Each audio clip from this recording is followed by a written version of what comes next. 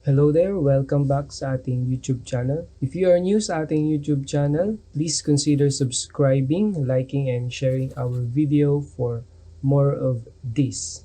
At kung ikaw naman ay returning subscriber, ikaw ay suki, thank you so much. You are one of the reasons why we continue our ETABS tutorial here in YouTube. Today we're going to do the part 12 of our ETABS tutorial for RC. But the beam design that we are going to do is not a part of any seismic frame. So wag na nating patagalin and start na natin.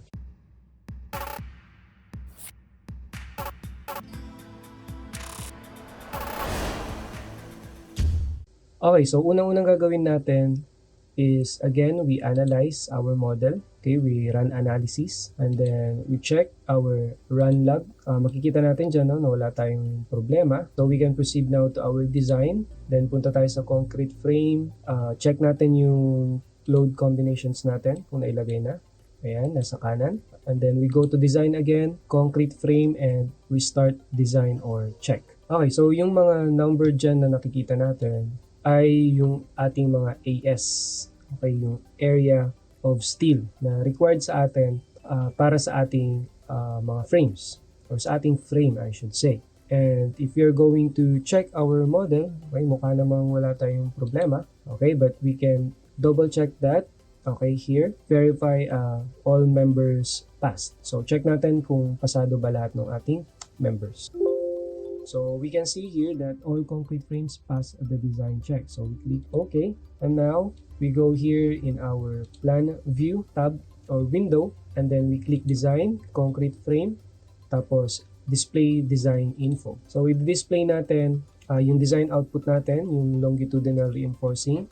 We apply and then click OK. So we are here sa ating second floor. At makikita natin dyan yung plan view, yung number nung bakal na kailangan natin or AS na kailangan natin sa ating design. Okay, so kung meron tayong gustong i-design dyan specifically, okay, halimbawa itong beam na ito, we just right click and then we click the details at lalabas yung ating design details window. Dyan sa design details window natin, makikita natin yung summary, flexural, and then shear details. Pero ang gagamitin natin ay envelope para kompleto siya at nandyan na lahat. After that, we export to Word document and then we save that. Sabihin na lang natin that is our beam 1. So we click save. After saving, we can now close. Tapos open natin yung ating sinave na beam section details. So makikita natin dyan yung ating section properties, material properties, our flexural design moments, and then the design shear force, then the torsion reinforcements, and so on. Ngayon, minimize muna natin yan and we will open our ETABS. Okay? Itong ETABS natin, prinogram ko na siya for our beam design. So, i-design natin yung ating support, midspan, and then support. So, before tayo mag-start, I just have to explain one thing. So, kunwari ito yung ating beam.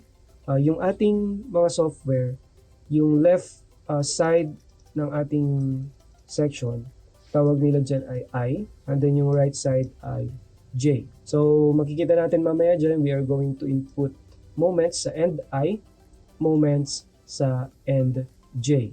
Okay, we go now here in our details. So makikita natin dyan yung ating flexural design moment. Punta tayo dyan. So ito yung mga details na kailangan natin. So end I natin sa left support, meron tayo dyan yung ating 71 na kilonewton meter na moment natin. Then we have our 55 naman sa baba. Sa NJ naman natin, we have 86 and 47, taas at baba. And for our midspan, we will use this one, 27.73 na design moment.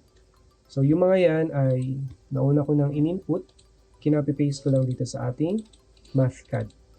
Okay, so yung mga yellow dyan ay yung mga i-input natin. The same yung ginawa ko dun sa ating shear. So we have here the design shear force. So kinopya ko na yung shear sa end I, end J, and then sa middle natin. Okay, also, I copied the material and section properties. So we have our section properties and then material properties. So review lang natin. Our B is 250, H is 400. Our effective concrete cover is 60. Ito yung ating modulus of elasticity for concrete. Our F prime C, and then our Fy and Fys. Okay, so let's go back sa ating Mathcad now. Na-input na natin lahat yan. Okay, so we are now ready to design. Okay, also here sa beta natin, okay, I program it na auto-calculate na niya. So, ilalabas na niya sa atin kung ano yung beta na gagamitin natin. Remember that the beta is the value na kung saan yung ating, for example, this is our beam. It has a parabolic distribution of compression. Okay, sa beta, ang trabaho niya ay siya yung magbibigay sa atin nung equivalent na rectangular compression. Okay, so ngayon, proceed na tayo. We will design first our section and I. So ganito yung pag-design natin. If this is our beam, ito yung end I, ito yung end J. Ang gagawin muna natin, we will design the top bars of end I and then the bottom of end I. And then after that, we will design the midspan. Tapos pagkatapos noon sa J naman, top and then next yung bottom. So una, dito muna tayo sa end I sa top bars. Okay, so here we have the required AS. Ito yung calculation niya. From our classroom discussions lang noong college tayo. So ipapakita niya na sa atin yung ating AS na kailangan. So that is 922. So para makuha natin yan is select tayo ng RSB natin. Naglagay na ako ng 16, 20, and 25.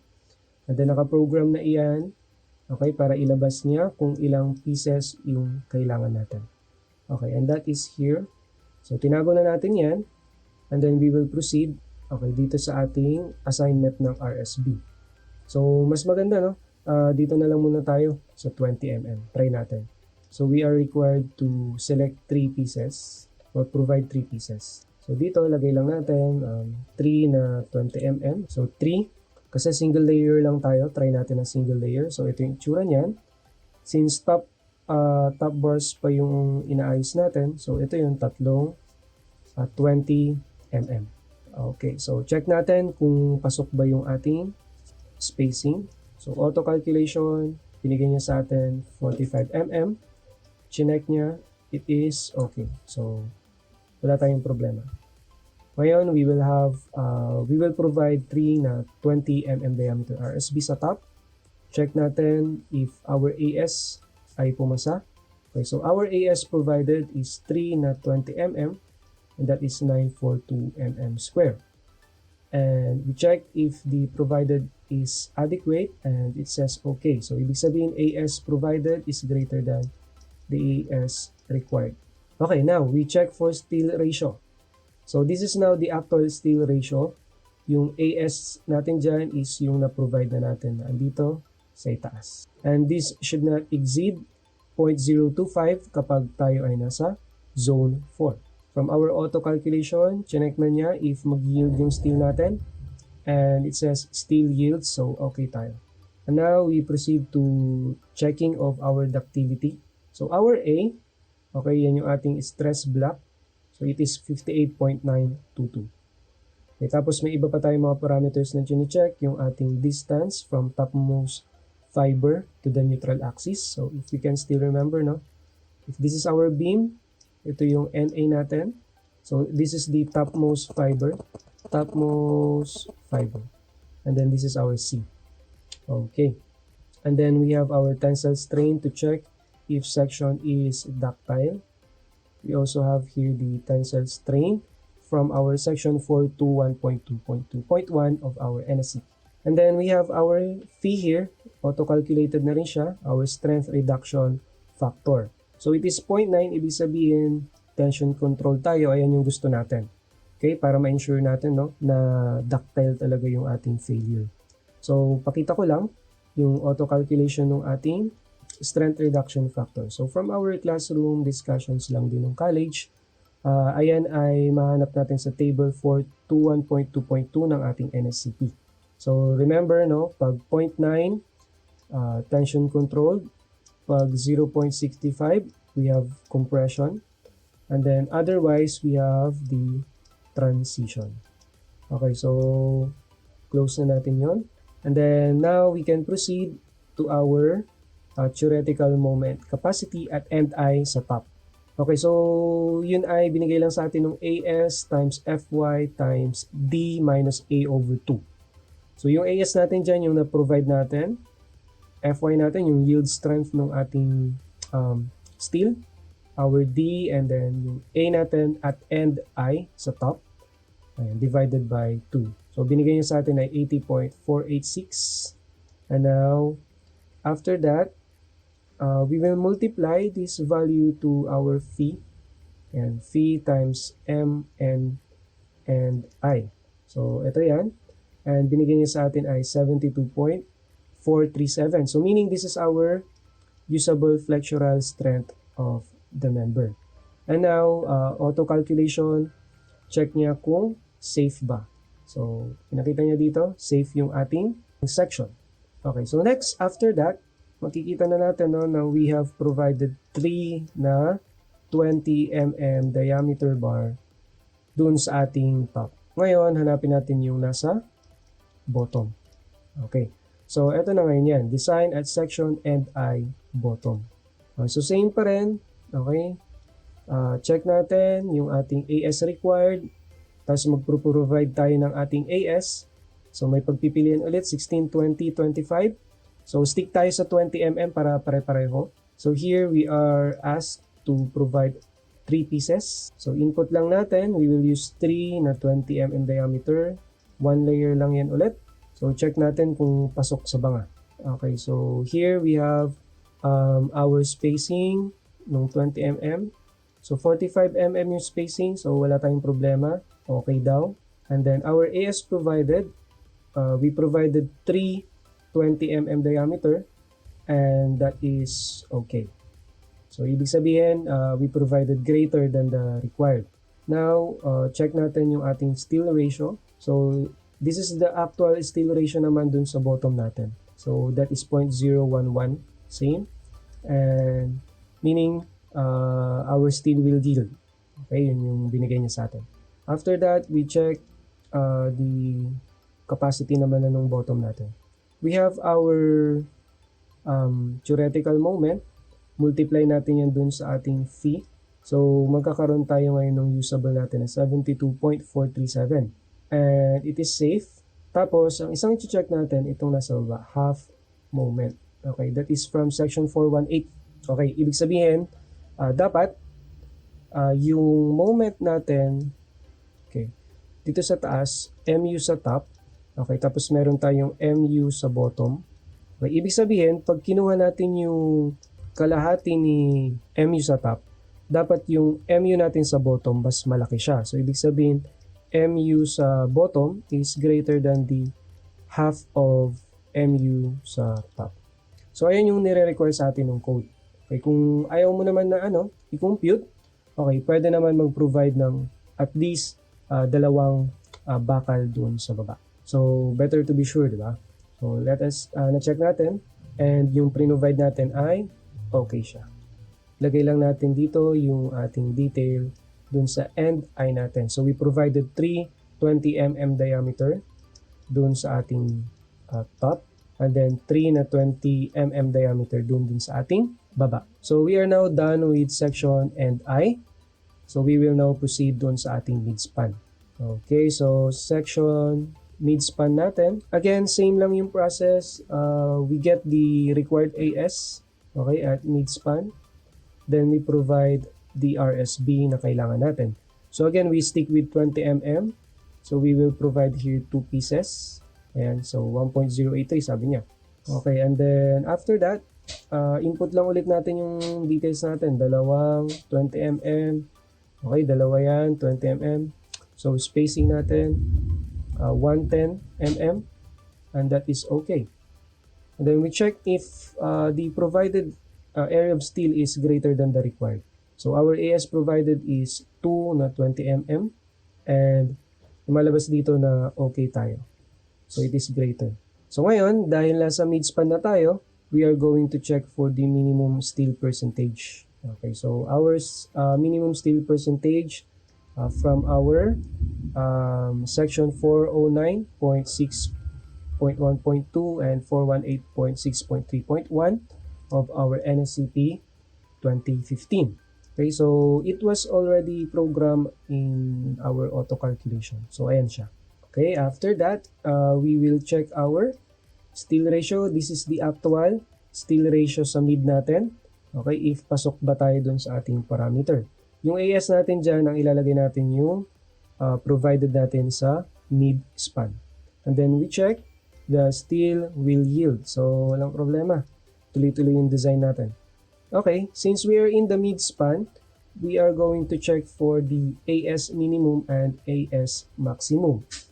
And dito sa program na ginawa natin, no, as we check AS mid, okay, so eto siya.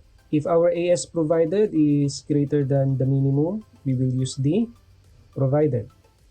If the provided is less than the minimum, bumaba siya sa minimum, syempre gagamitin natin yung minimum. Pag lumagpas naman siya dun sa maximum, dun tayo sa limit natin na maximum.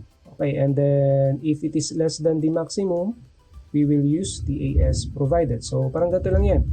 AS minimum, and then we have here the AS maximum. So sa midspan natin, dapat yung AS natin na na-provide ay nandito lang. Okay, so hindi bababa sa AS minimum, hindi aangat sa AS maximum. And then we check now for the ductility. So same calculations lang yan.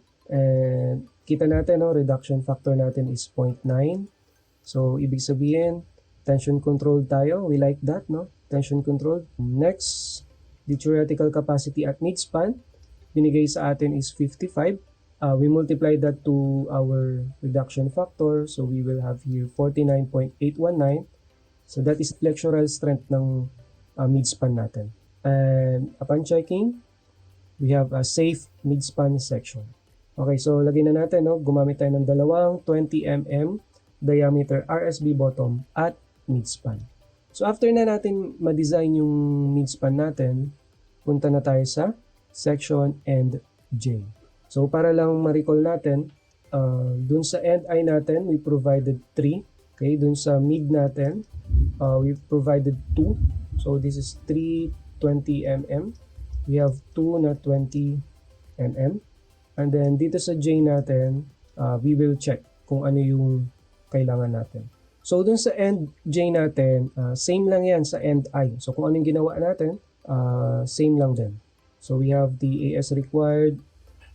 Jump na tayo, no? We have our 20 mm diameter. Okay, so ngayon we have here 4 pieces ang kailangan natin. Okay, but let us check, no, kung ano ba yung pasok. So if we are going to use 420 mm, tapos top muna to ng J, no? So kung 4 yan, 1 layer tayo, check natin kung pasok. So kita natin, no, na yung spacing natin is 23 mm and that is not okay. So hindi na papasok dyan yung aggregates natin. So papalitan natin yung ating orientation. So 4 pa rin, pero ganito na yung arrangement natin. So ibig sabihin dun sa first layer natin, 2. So pasok na yung ating spacing, okay, na 110, and then now we will proceed. Okay, so check na natin yung ating provided na AS. So we have 4 na 20 mm and that is okay. So we provided greater than the required sa end J. We have our actual steal ratio. Hindi pa rin tayo nag-exceed sa 0.025, which is good. And then we can see here that the steal at NJ top will yield. Okay, so yun dapat yung lagi natin tinitingnan, that the steal will yield. Okay, and here we have the reduction factor natin 0.9. So tension control tayo. Okay, theoretical moment capacity at NJ, and then we multiply that value again sa ating reduction factor, and that will give us 93.529. Okay, and then check natin dito sa usable moment natin kung safe siya, And yes, it is safe. Okay, so we provided greater than the required moment capacity, or greater than the moment required. After nyan, we will now design the bottom. Okay, kita natin, no, the RSB required is 596. Stick tayo kay 20 mm. So we will provide 2 pieces. Okay, lagay na natin. Okay, 2 na 20 mm. Okay, spacing is 110. Okay yung spacing natin, no problem. Now we check if we provided enough. Okay, so AS provided at the bottom sa section J natin is okay. Then steel ratio natin is 0.007 sa bottom. And then the steel will yield, so no problem tayo. And then we check for the ductility. Okay, here we have the theoretical moment sa bottom na 55. We multiply that to our phi, which is 0.9. So our usable flexural strength is 49.819. So is that safe? Okay, yes, it is actually safe, and half moment is satisfied. That is section 418.6.3.2. So ngayon ilagay lang natin yung summary ng NJ natin. We use 4 20 mm, pero in 2 layers tayo dito. And then here sa bottom, we use 2 na 20 mm. So let's check.